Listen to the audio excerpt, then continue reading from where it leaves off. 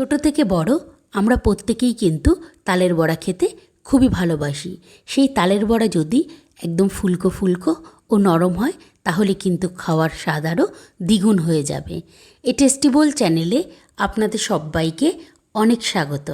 আজ আমি আপনাদের সাথে শেয়ার করব নরম এবং ফুলকো ফুলকো তালের বড়ার রেসিপি।